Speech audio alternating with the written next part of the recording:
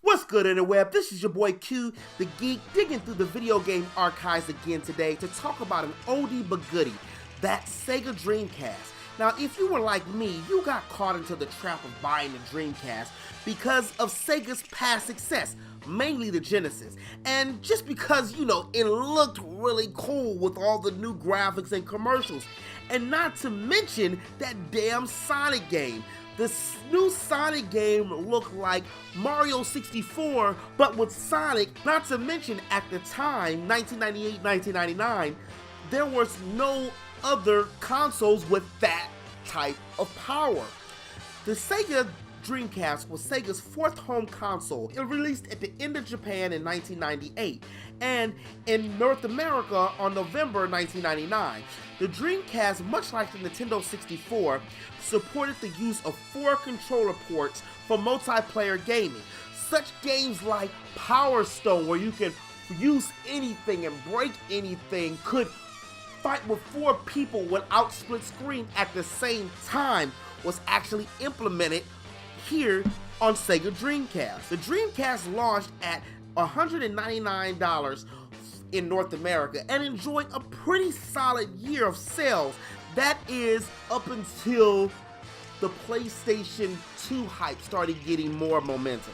Now, minus the fact that Sega had great success in the 90s with the Genesis and the Master System, they made more than a few missteps that made a lot of casual fans and core fans a little leery to jumping into a new console, especially with the Sega 32X, Sega CD, and the Sega Saturn, which was actually a really good system, minus the fact that it was overpriced at $399 and the fact that it had no major Sonic game. The Sega Dreamcast launched with Sonic Adventure, which was a fully fleshed out Sonic world.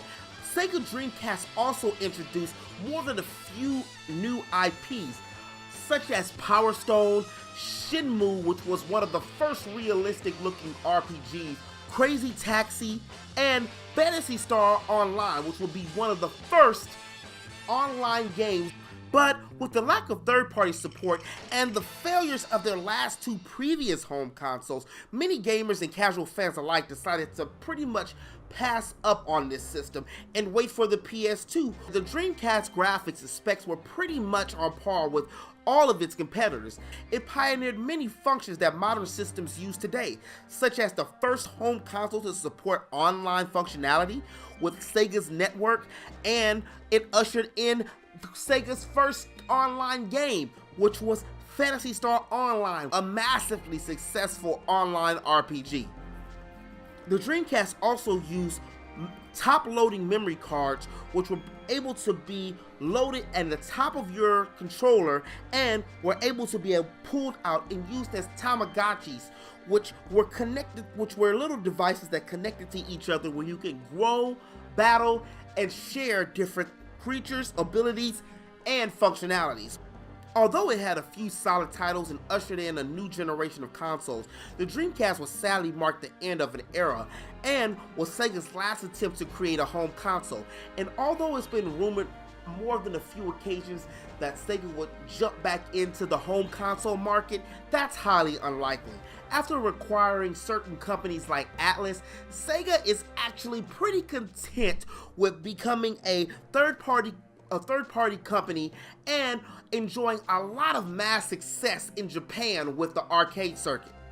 But this has been your boy Q, your friendly neighborhood geek, back with some of that gaming history. If you did like this video, please make sure you hit that like button, and if you're new to my channel, make sure you hit that subscribe button to stay up to date on all things gaming and all things geek. Peace!